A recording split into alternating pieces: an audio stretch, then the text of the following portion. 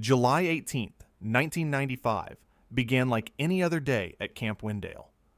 The air was thick with heat, the kind of muggy warmth that pressed down on shoulders and made the lake shimmer like glass. By mid-morning, the children were swimming, their laughter echoing across the water, counselors keeping half-hearted watch from the dock with whistles around their necks. It was the second to last week of camp, the point in the summer when routines were comfortable and bonds were unshakable. Michael Harris was among the first into the lake that morning, cannonballing off the dock to a chorus of cheers and groans. Jason Miller followed, steady as always, keeping half an eye on Lily Thompson, who lingered at the edge with her notebook in hand. She wasn't much for swimming, not like the boys, but she sketched the reflections on the lake, the ripples spreading out in rings where they splashed. Counselors recalled the three as inseparable that day, as they had been for weeks. They sat together at lunch, trading food in the mess hall, Michael sneaking extra pudding cups, Lily giving away her carrots, Jason eating whatever was left. They joined the same team for Capture the Flag in the afternoon, running together through the woods, dirt clinging to their sneakers. Even in the chaos of dozens of children, they stood out because they were never apart. That evening, as the sun dipped low and turned the treetops gold, the camp gathered for its nightly ritual, the campfire. Logs were dragged into a circle, songs were sung, and marshmallows were roasted until they dripped. The older counselors brought out guitars, their strings humming familiar tunes. Children sat cross-legged, blankets pulled around their shoulders, faces lit orange by the flickering flames. It was, in every sense, an ordinary night at Camp Windale. Ordinary until it wasn't. Excerpt from Counselor Testimony, taken July 20th, 1995. I remember them sitting together on the left side of the fire, a little apart from the bigger groups. Michael was making faces during the ghost stories. Jason laughed, but told him to cut it out. Lily had her notebook even then. She wrote something down while one of us was telling the story. I teased her, said, "What? You writing your own ghost story?" She just smiled and shrugged. The stories told that night were the same ones told every summer. Legends of hermits in the woods, of cabins long abandoned, of strange lights by the lake.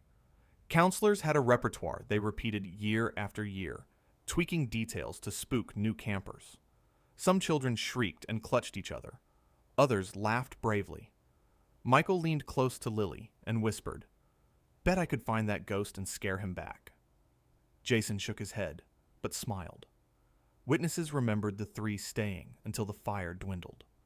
When the counselors began leading groups back to cabins with flashlights, Michael, Lily, and Jason lingered at the edge, whispering among themselves. Some said they were daring each other to sneak out later. Others insisted they were just reluctant to leave the warmth of the fire. What is certain is this: it was the last time anyone saw them together. Excerpt from the Clearwater Gazette, July 22nd, 1995. Several campers recall seeing the three missing children near the fire pit around 10 p.m. on July 18th.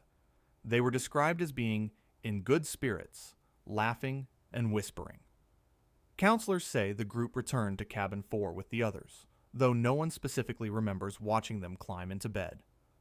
At midnight, the camp was quiet. The woods pressed close, a wall of blackness broken only by the glow of stars above the lake. In Cabin 4, 12 bunks creaked as children shifted in sleep. The counselor assigned to the cabin claimed he checked just after lights out. "Everyone was in bed," he said. "I swear I saw them under their blankets." But by morning, 3 bunks were empty. Michael's bed was neatly made, as though he had folded the blanket back himself. His flashlight was gone. Lily's diary, usually tucked under her pillow, was missing. Jason's sneakers, left by his bunk, were not there. The other campers, heavy sleepers, heard nothing. No footsteps, no whispers, no door opening in the night. It was as if the three had risen silently and walked into the darkness. Interview with fellow camper, conducted August 1995. I woke up once in the night. I thought I heard the door open, but I was half asleep. It was just a creak, and then nothing. I rolled over and went back to sleep. When I woke up in the morning, the bunks were empty. I thought they'd gone to the bathroom, but they never came back. The timeline that night remains one of the most unsettling aspects of the case. Between 10 p.m., when they were last seen by the fire, and dawn the next day, Michael, Lily, and Jason vanished. No footprints were ever found leading away from the cabin. No one admitted to seeing them leave. The counselors swore the bunks were full. Yet by sunrise, 3 children were gone. The last night at Camp Wendell was not marked by screams or chaos. It was marked by silence. A silence that swallowed 3 children whole, leaving only questions in its wake. Morning at Camp Wendell usually began with the ringing of the breakfast bell. On July 19, 1995, the bell echoed across the campgrounds as usual, but something was wrong.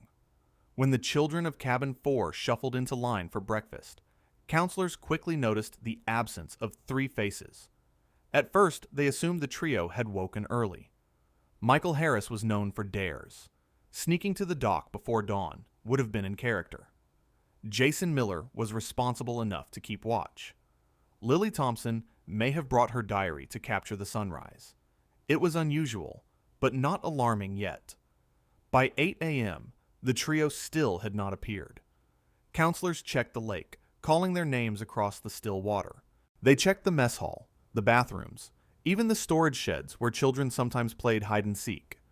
Nothing. At 9:30 a.m., the director, Harold Whitman, ordered a full head count. The entire camp gathered on the field, sunlight beating down on anxious faces as each cabin shouted their numbers. Every camper was accounted for, except Michael, Lily, and Jason. By 10:00 a.m., panic had replaced irritation. Counselors swept through the forest edge, moving in pairs, scanning underbrush, calling until their throats ached. Some campers, sensing the rising fear, began to cry. Others whispered rumors. Maybe they ran away. Maybe they went exploring. Maybe the ghost stories were real. At 11:15 a.m., Whitman made the call to the Penobscot County Sheriff's Office. The dispatcher's log recorded it plainly. 3 children missing from Camp Wendell. No signs of whereabouts. Requesting immediate assistance. By noon, the first patrol cars rolled down the dirt road to camp. Deputies spoke with counselors, inspected Cabin 4, and noted the missing belongings. Michael's flashlight, Lily's diary, Jason's sneakers. Beds neatly made. No sign of struggle. At 1 p.m., the first calls went to the families. Parents answered with confusion that quickly turned to horror. "What do you mean missing?" asked Michael's father, voice breaking. "Missing where? From their beds?" Lily's mother collapsed on the phone, clutching the receiver as if she could pull her daughter back through it. Jason's parents drove straight to the camp, arriving by 4 p.m., faces pale, refusing to believe what they were told. By 2 p.m., deputies had begun their search. They walked the lake's edge, their boots sinking into wet earth. They entered the woods, leaving markers on trees to trace their path. They found no footprints, no broken branches, no torn clothing. That evening, dozens of townspeople arrived, armed with flashlights and determination. Clearwater had never seen such a mobilization. Farmers, teachers, shopkeepers all combed the woods shoulder to shoulder, forming long lines, sweeping their beams across the undergrowth. By midnight, nothing had been found. Excerpt from the Clearwater Gazette, July 20th, 1995. More than 80 people participated in the first night of searching for the missing campers. Sheriff James Hanlon urged caution, noting that the woods are dense and dangerous after dark. Parents of the children were seen waiting near Cabin 4, visibly distraught, as searchers returned empty-handed. On July 20th, the search intensified. At 6 a.m., bloodhounds were brought in from Bangor. Handlers let them sniff clothing from the bunks. The dogs picked up a trail feint, circling the cabins, then vanishing at the tree line. Handlers reported confusion. The scent simply ended, as though the children had disappeared into the air. By 9 a.m., helicopters arrived, their blades thundering above the forest. Thermal imaging cameras scanned for heat signatures. Pilots reported nothing but deer, raccoons, and the occasional camper still lingering near the lake. No trace of human movement beyond the camp. At 11 a.m., divers entered the lake. They searched for hours, their bubbles rising like ghosts. Parents stood on the shore, clutching each other, watching as if answers might surface with the divers. Nothing was found. By evening, national news crews had arrived. Cameras rolled as Sheriff Hanlon gave his first press conference. At this time, he said, "We have no evidence of foul play. We are treating this as a search for 3 lost children. Our efforts will not stop until we find them." Behind him, Michael's father shook his head in frustration. Jason's mother wept quietly. Lily's mother whispered again and again, "Her diary. Find her diary." Interview with volunteer searcher, August 1995. The woods were thick. You couldn't see 10 feet ahead. We called their names for hours. Sometimes I swore I heard an answer, like an echo, but when we followed, there was nothing. Just trees. Just silence. On July 21st, the FBI joined the case. Their arrival brought both hope and dread. Hope because the families believed it meant progress. Dread because the presence of federal agents meant this was no longer seen as a simple case of lost children. Command tents were erected near the camp entrance. Maps covered tables, red string marking grids. Agents re-interviewed counselors, asking minute details. What time were the lights turned off? Who checked the cabins? Did anyone notice headlights on the road? Had anyone been seen near camp in recent weeks? By the end of the 3rd day, more than 150 people had searched a 10-mile radius.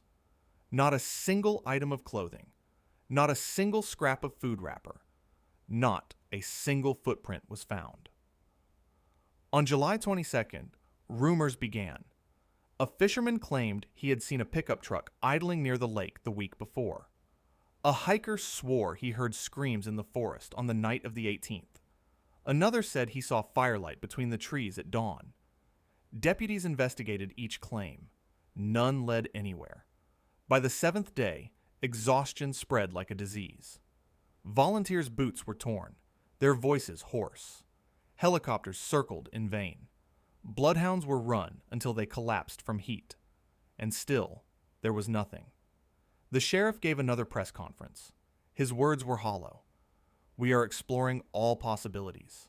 At this time, we have no evidence of where the children may be."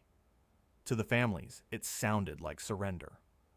On July 26th, after 8 days of searching, the large-scale operation ended. Deputies remained. FBI agents continued their investigation, but the massive lines of volunteers were sent home. Flyers with the children's faces remained stapled to poles, their edges curling in the summer heat. The families refused to leave Clearwater. They sat outside Cabin 4, staring at the bunks inside, waiting for children who would never return. What had begun as hope had curdled into silence. The camp, once alive with laughter, was now haunted by absence. By August of 1995, the laughter at Camp Wendell had been silenced. Where children once sang campfire songs, there was only the hiss of wind through the pines.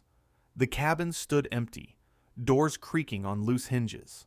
The lake, once full of splashing bodies, lay still, its surface reflecting only sky and trees. What had been the heart of Clearwater's summers for 3 decades had transformed overnight into something darker, a place that carried the weight of 3 missing children and the whispers of a town that no longer trusted its own safety. Parents pulled their children from camp within days of the disappearance.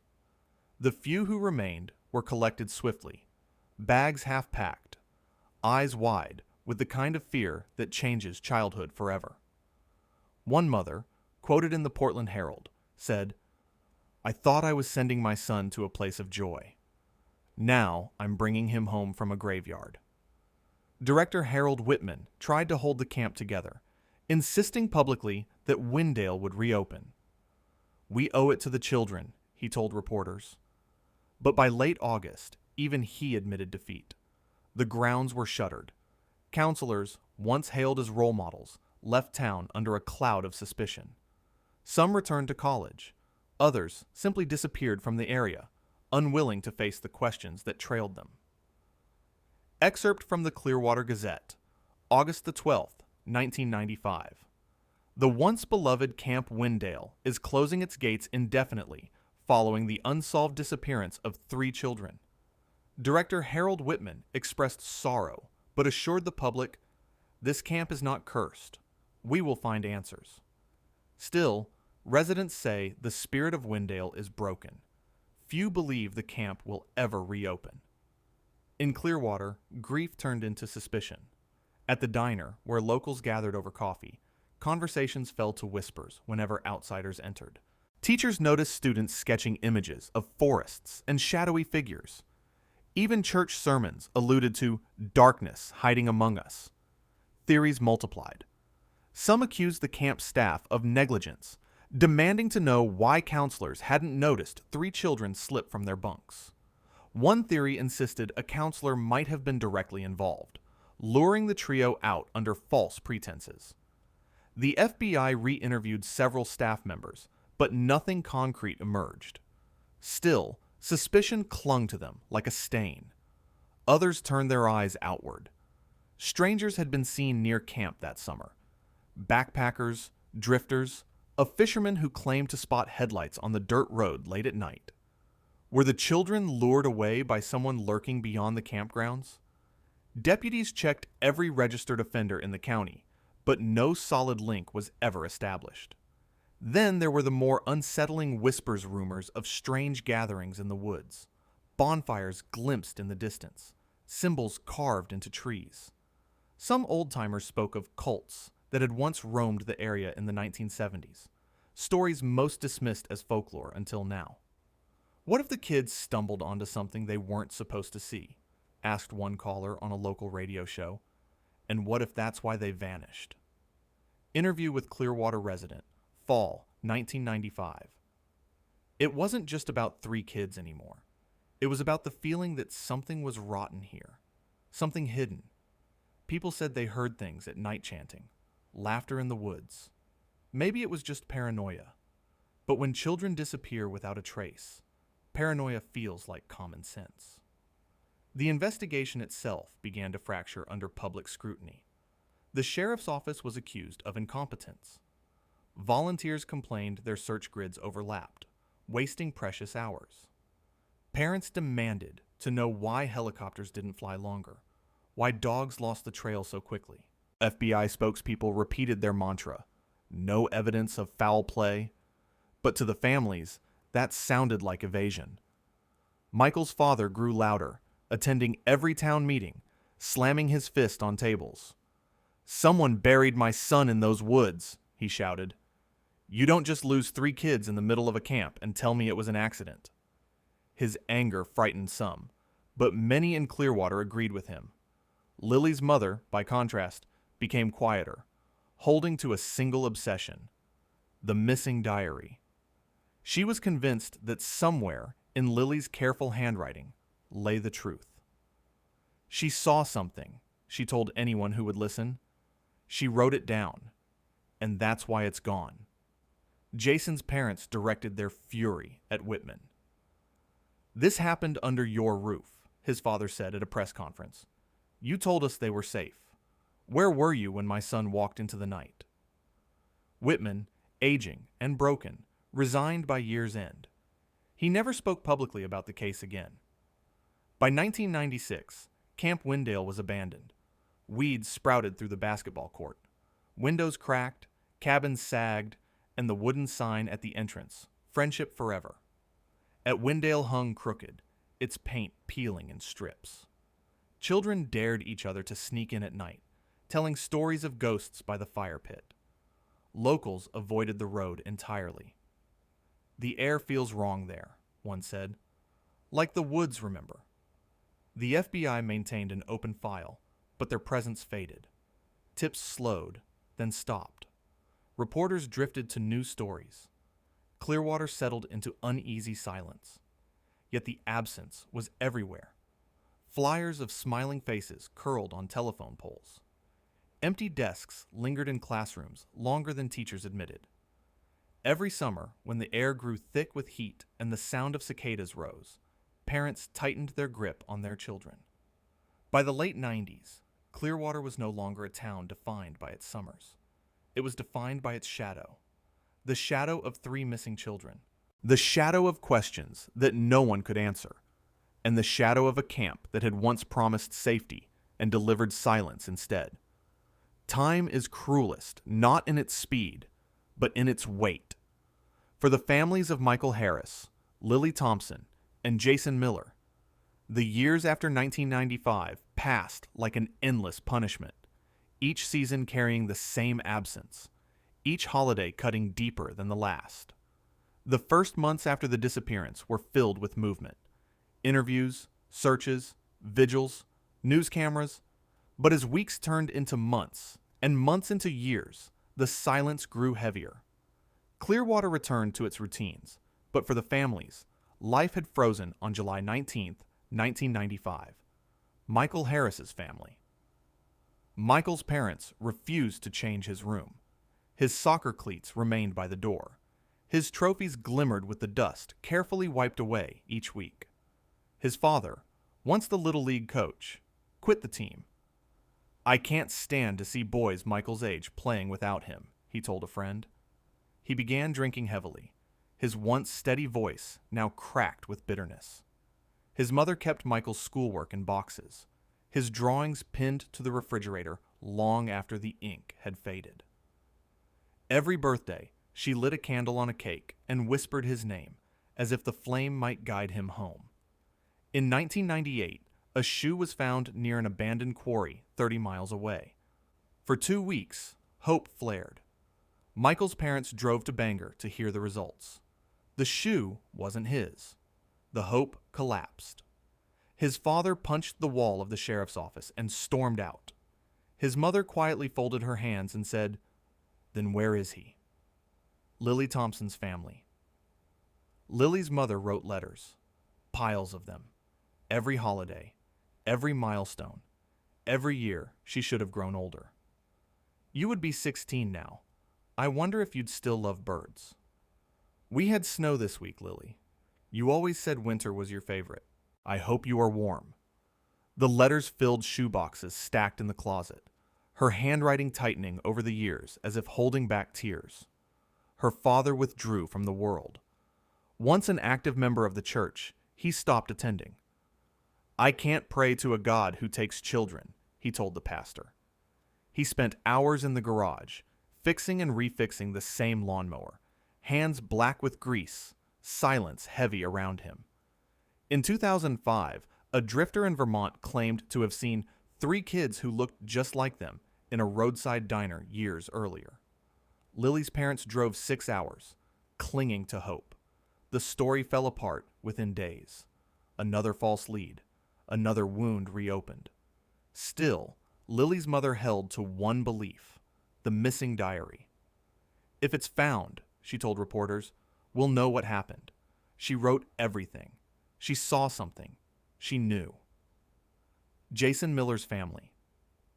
Jason's parents fractured under the weight. They fought bitterly, blaming themselves, blaming each other. His father insisted they should never have let him go to camp. His mother argued that Jason had begged, that he deserved the same freedom other kids had.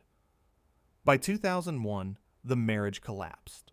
His father moved away, never to return. His mother remained in Clearwater, clinging to the house where Jason's laughter once echoed. His bedroom was left untouched, baseball glove on the dresser, sneakers tucked neatly under the bed, posters curling on the walls.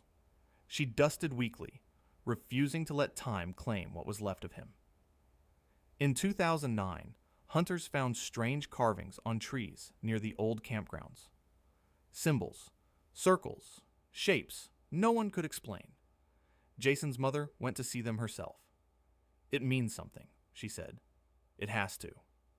Deputies dismissed it as graffiti. She never believed them. Clearwater as a town. The town itself bore the scar. For years, the mention of July 1995 brought silence. At school, younger children were taught the story as a warning. Teenagers dared each other to sneak into the abandoned camp, swearing they heard laughter by the fire pit or saw faces in cabin windows. Some refused to drive down the camp road at all, claiming the air felt heavy there. Reporters returned on anniversaries, shoving cameras into grieving faces. By the 10th year, families stopped giving interviews. "They only come for the story," Michael's father said, "not for the truth." Online forums kept the mystery alive. Amateur sleuths debated endlessly. Accident, abduction, cult. They posted maps of the camp, dissected counselor statements, speculated about FBI cover-ups. Some claimed the children were still alive, hidden somewhere, waiting. Others swore the case had been buried deliberately. In Clearwater, the story became legend. Parents warned children never to wander far. "Remember Wendell," they whispered, like an incantation. Summer was no longer just swimming and fireflies. It was also fear. Excerpt from the Portland Herald, July 19th, 2010, 15th anniversary. 15 years ago today, 3 children vanished from Camp Wendell. Their absence remains one of Maine's most haunting mysteries. The families gather each year to light candles, their faces lined with grief. Sheriff's officials insist the case remains open, but no new evidence has been reported since the late 1990s. For Clearwater, the silence is deafening. By the late 2010s, it seemed the world had moved on, but Clearwater hadn't.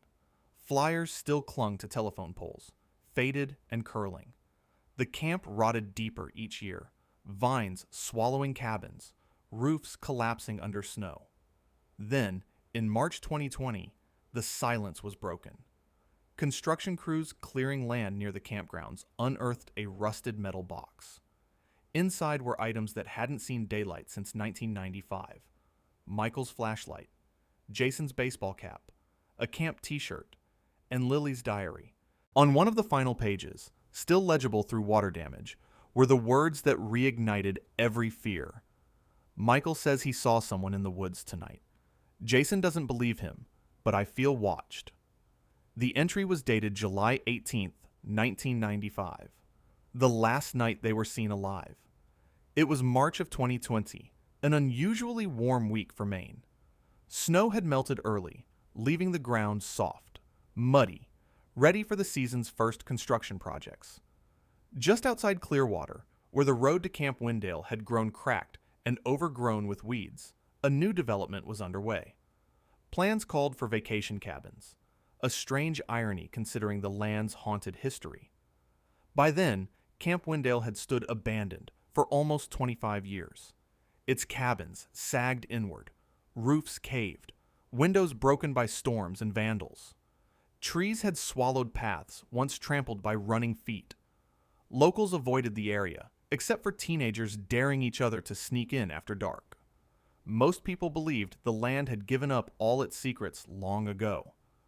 On March 12th, a construction crew brought in heavy machinery to clear brush and level ground. By noon, one excavator operator noticed resistance in the soil. At first, he assumed it was a stone or root. But when he lifted the bucket, clumps of dirt fell away to reveal the sharp edge of rusted metal. Curious, the crew gathered. They pulled at the object with shovels until, with a heavy scrape, a small metal box emerged. It was the size of a toolbox, its surface corroded by time. The workers exchanged uneasy glances.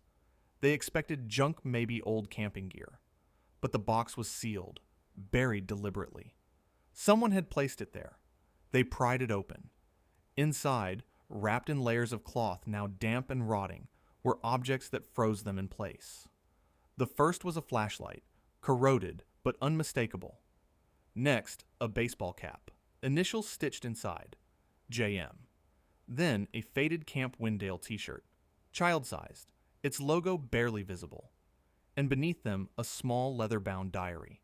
Its cover warped, its pages swollen, but words still visible in neat handwriting. The crew fell silent. One of them whispered, "This isn't ours. This is something else." Within minutes, the sheriff's office was called. By evening, the site was sealed under yellow tape. Excerpt from Penobscot County Sheriff's Report, March 12, 2020. At approximately 14:35 hours, construction workers discovered a rusted metal container buried roughly 2 feet underground near the former Camp Winedale site. Upon inspection, the container was found to hold several items consistent with those belonging to the missing children of July 1995. The site has been secured. FBI has been notified. By the next morning, FBI agents stood over the box, carefully lifting each item into evidence bags.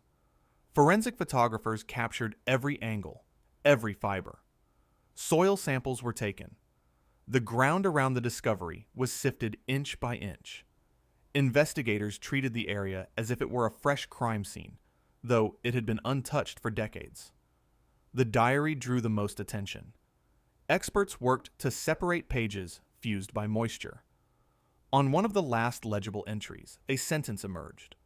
"Michael says he saw someone in the woods tonight. Jason doesn't believe him, but I feel watched." The date, July 18th, 1995. The final night the children were seen alive. The Portland Herald, March 15th, 2020. After 25 years of silence, new evidence has been uncovered in Clearwater's most haunting case. Items believed to belong to the missing Winedale campers were found buried in a metal box near the former campgrounds. Among them, a flashlight, a cap, a t-shirt, and a diary containing chilling words. FBI officials confirm they are re-examining the case in light of this discovery. The news spread like wildfire. Within hours, television trucks lined Clearwater's streets, their satellite dishes pointed skyward. Reporters broadcast live from the old camp gates, the sign still hanging crooked, its paint peeling. Headlines screamed across the country. Evidence unearthed in 25-year-old camp mystery. Diary entry suggests children were not alone. Who was watching them that night? For the families, the discovery was like tearing open a wound that had never healed. Michael's father wept when handed a photo of the flashlight. "That was his. I bought it for him the week before camp.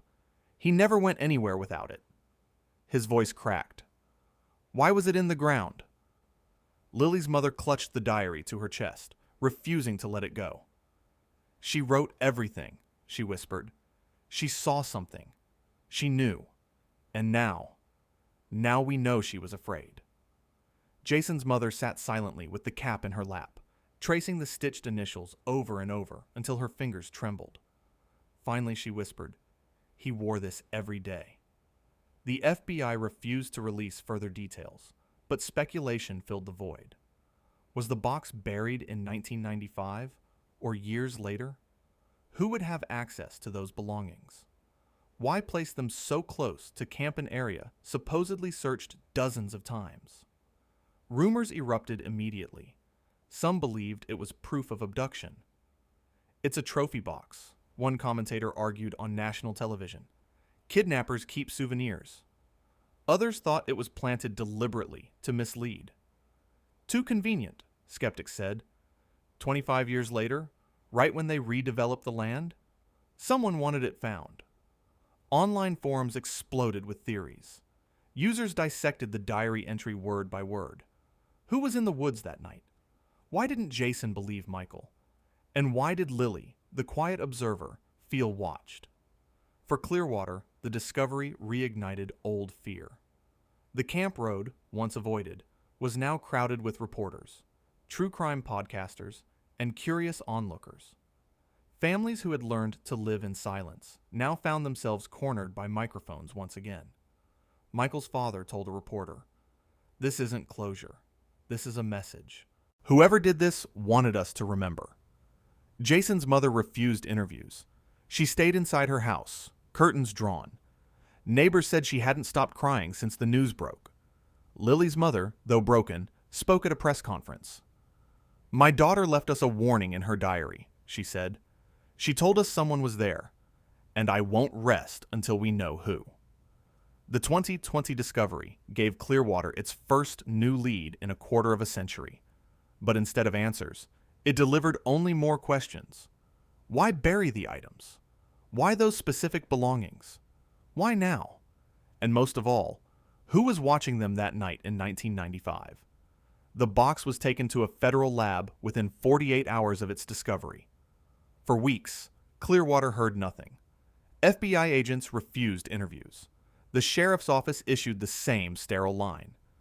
The investigation is ongoing. But behind the sealed doors of forensic labs, details began to surface. Some leaked, some were released officially, and some slipped into the rumor mill, becoming almost indistinguishable from fact. The flashlight. The corroded flashlight, identified by Michael's father as the one he bought his son before camp, still bore a faint manufacturer's mark. The batteries inside had long since ruptured, leaking into the casing, but forensic technicians swabbed its surface for prints. Officially, none were found. But according to one anonymous source quoted by the Portland Herald, partial impressions may have been present, too degraded to confirm, but human in origin. This single word, impressions, was enough to ignite speculation. Did that mean someone else handled it? Was it buried by a stranger, not the children themselves? The baseball cap Jason's cap was in better condition, preserved by layers of cloth that lined the box. The stitching of his initials, JM, was still visible, the thread frayed but intact. The brim was stained, darker than age alone might explain. When reporters pressed officials about the stain, they received no answer. For many, silence spoke louder than confirmation. Online forums buzzed with theories that it was blood. Jason's mother, when shown the photo, whispered, "He never went anywhere without that cap. If it's stained, it's because something happened to him that night." The t-shirt. The Camp Winedale shirt, small enough to fit a child of 11 or 12, was faded, the logo nearly gone. Forensic experts noted fibers consistent with being torn, though whether by time, environment, or force could not be determined. The shirt provided little else, but the symbolism and emblem of the camp itself, found buried, struck a nerve. To Clearwater, it was as if the camp had swallowed its children whole and left only its uniform behind. The diary. The diary became the center of everything. Its warped leather cover barely held together. Pages fused with damp, but forensic specialists painstakingly separated what they could.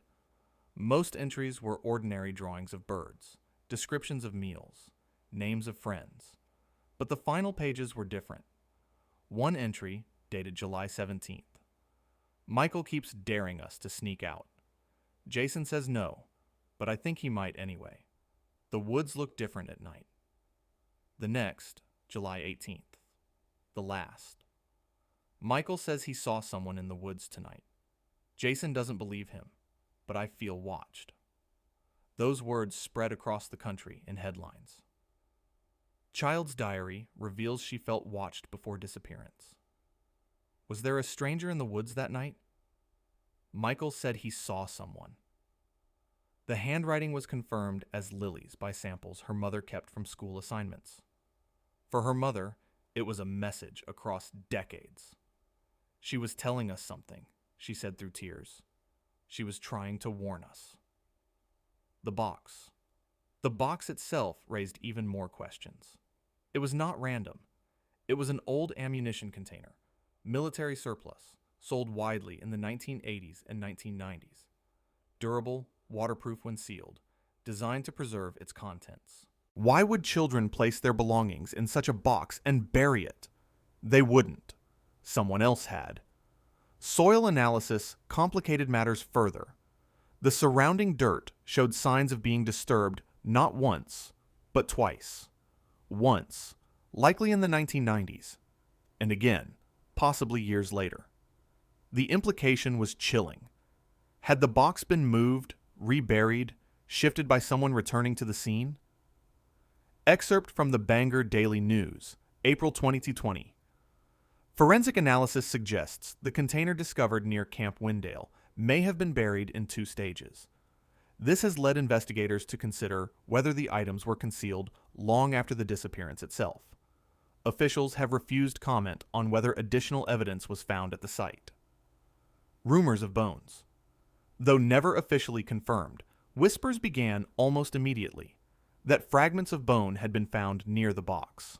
Some claimed animal remains. Others said they were too small to be certain. An FBI spokesperson dismissed the question at a press conference. "We cannot comment on ongoing forensic analysis." For Clearwater, denial sounded like confirmation. The families divide. The discovery that should have united the families only tore them further apart. Michael's father demanded arrests. "Someone buried that box. Someone touched my son's flashlight. Don't tell me it's just a coincidence." Jason's mother grew more reclusive, refusing all interviews. Neighbors said she sat for hours by his untouched bedroom, cap clutched in her lap. Lily's mother, by contrast, became the loudest voice. She carried photocopies of the diary's last entry to every interview, holding it up to cameras. "She wrote the truth," she said. "You need to believe her. Someone was there." The families began to disagree on what the evidence meant. One believed in abduction, another in accident covered up, another whispered of something ritualistic. Clearwater watched, helpless, as grief fractured into anger. The town for the town, the discovery reopened wounds long scarred over. Rumors reignited, of strangers, of cults, of cover-ups. The diner filled with arguments. Church sermons spoke of evil returning. Parents forbade their children from even riding bikes near the camp road. And everywhere, the same haunting question lingered. If the FBI had searched that area in 1995, how could they have missed this? Excerpt from WCSH Channel 6 interview, April 2020. "Either they were blind, or someone didn't want them to find it," said one resident. "You don't search those woods with dogs, helicopters, volunteers, and miss a metal box buried 2 feet down. Not unless someone wanted it missed." The shocking details did not bring clarity. They only deepened the mystery. Items once belonging to laughing children had surfaced from the soil of their last summer. They carried whispers of fear, stains that might be blood, and the unmistakable weight of deliberate concealment. And yet, even with the diary's final words, even with soil disturbed twice, even with suspicions of cover-up, no one was closer to the truth. Instead, Clearwater found itself back where it started, haunted, suspicious, afraid. The discovery of the buried box in 2020 should have brought closure. Instead, it tore open a wound that had never healed. Forensic evidence, diary entries, personal belongings, all pointed to deliberate concealment. Yet none provided a clear answer to the question that haunted Clearwater for 25 years. What really happened to Michael Harris, Lily Thompson, and Jason Miller? In the absence of certainty, theories filled the void, each more unsettling than the last. Theory 1. The accident. The simplest explanation is often the first considered. Some in Clearwater still believe the children wandered into the forest that night, lost their way, and succumbed to nature. The woods around Camp Windale are dense, full of hidden gullies, old mine shafts, and sudden drops. Even experienced hikers have vanished there. It is possible the trio, emboldened by dares, sneaked out of Cabin 4, intending only to explore. A wrong turn, a fall, or sudden panic could have left them stranded. Supporters of this theory argue that the belongings in the box may have been found later by a passerby, perhaps another camper, perhaps a local, who chose to hide them rather than involve police. Fear of suspicion, or perhaps a misguided attempt to protect the items, could explain the burial. But critics ask, why the diary entry? Why did Lily feel watched? And why bury the items in a military-grade box, sealed and hidden? Nature does not dig graves. Theory 2. The stranger in the woods. The diary entry has become the cornerstone of the second theory. Michael said he saw someone. Lily wrote that she felt watched. Jason didn't believe them. What if there really was a stranger lurking near the camp that night? Summer camps are remote, easy to access by outsiders. A drifter, a hunter, even a passing motorist could have stumbled upon the camp. If the children saw someone they weren't supposed to, curiosity or fear may have drawn them closer. And if that stranger had malicious intent, they could have lured or forced the trio away. In this version, the buried box is a trophy. Criminals often keep mementos of their victims. The flashlight, the cap, the diary items once held by small hands, now reduced to evidence of possession. Skeptics argue that such a predator would have left other traces, witnesses, vehicles, sightings. But others counter. The forest is wide, the night was dark, and predators are skilled at silence. Theory 3. Someone from the camp. The most uncomfortable theory is also the one many families whisper, that the danger came from within. Counselors were supposed to be protectors. But what if one wasn't? The FBI interviewed every staff member, yet records show several left Clearwater immediately after the summer of 1995, never returning. A counselor could have lured the children out of the cabin, trusted, familiar, not a stranger. The belongings could have been kept as a twisted secret, hidden near the camp to be revisited. Supporters of this theory point to the soil analysis. The box appeared to have been disturbed twice, once likely in 1995, and again years later. Who would return to that site unless they lived nearby? Defenders of the staff argue that hundreds of people were investigated, that no counselor was ever charged. But the shadow remains. Perhaps the truth was too close, too uncomfortable for anyone to admit. Theory 4. The cult. This theory was born from whispers and symbols carved into trees. Clearwater had long carried rumors of strange gatherings in the woods, bonfires glimpsed at a distance, livestock found mutilated, cryptic markings etched into bark. Most dismissed it as folklore, until the children vanished. What if Michael, Lily, and Jason stumbled upon one of these gatherings? What if they saw something they weren't meant to? The diary's line, "I feel watched," feeds into this belief. The box, then, becomes ritualistic. Objects chosen deliberately, sealed, buried, as part of something more than concealment. There is no hard evidence to support this. No arrests, no confessions, no photographs. But conspiracy forums have seized on it, connecting the case to unsolved disappearances in other states, building elaborate webs of symbols and timelines. To some, it is madness. To others, it is the only explanation dark enough to match the fear. Theory 5. The cover-up. Perhaps the darkest theory of all is not about strangers or cults, but about those in power. The site where the box was found had supposedly been searched in 1995. Helicopters flew overhead. Dogs scoured the woods. Volunteers marched shoulder to shoulder. How could they have missed it? Some in Clearwater believe they didn't. They believed the box was planted later, either by someone involved or by those who wanted the case to remain unsolved. The sheriff at the time, James Hanlon, retired in 2001. He has refused interviews.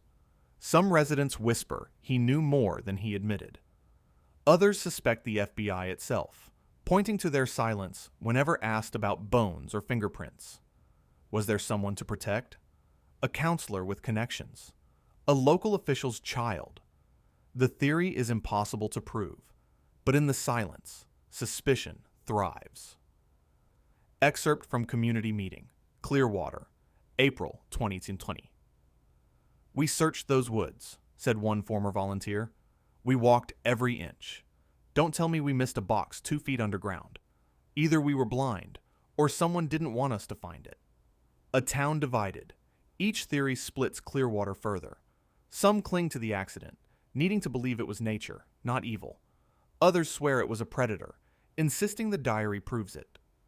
A few whisper about cults in hushed tones, while many point fingers at the authorities themselves. For the families, every theory is a knife. If it was an accident, their children died alone and afraid.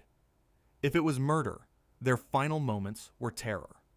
If it was a cover-up, then truth itself was stolen alongside their lives.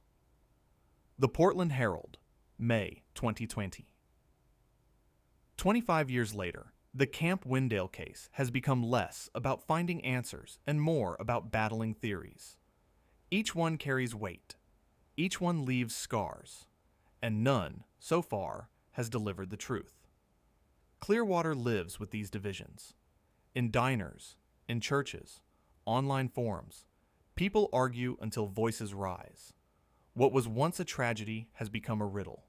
And every summer, when the cicadas sing and the heat presses down, the town remembers. 3 children vanished. A box was buried. And the truth may still be out there, hiding among the trees. The summer of 1995 never ended in Clearwater. Seasons changed. Children grew. Buildings rose and fell.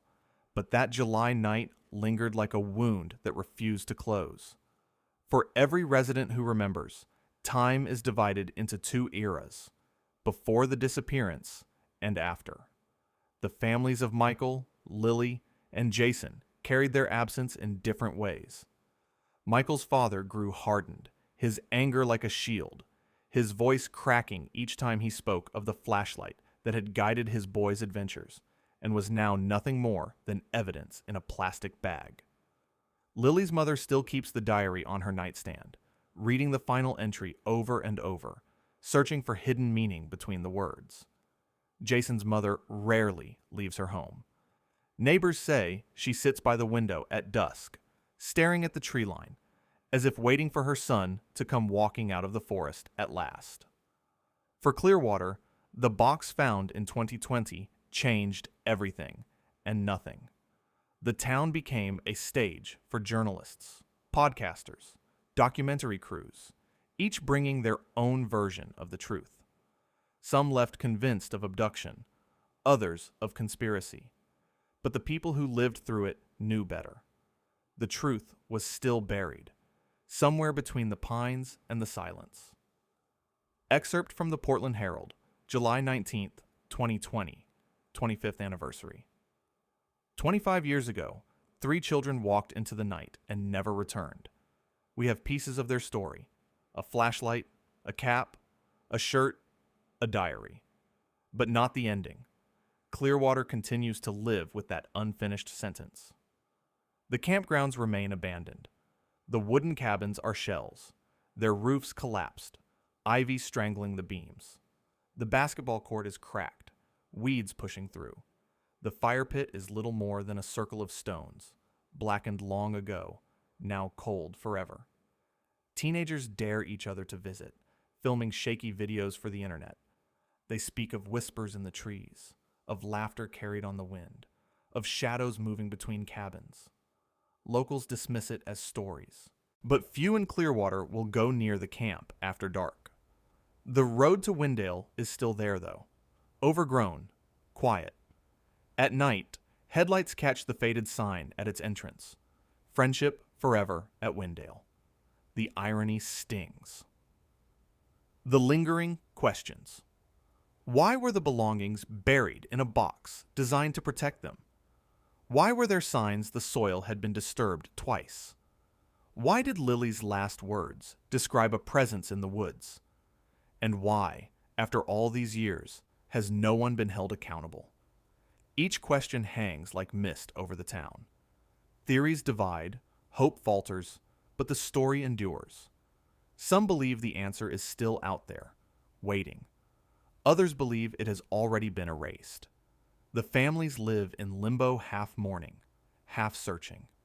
Every year they gather on the anniversary, lighting candles by the lake, their reflections trembling on the water. 3 candles, 3 names, 3 children whose voices should still be echoing across the summer nights.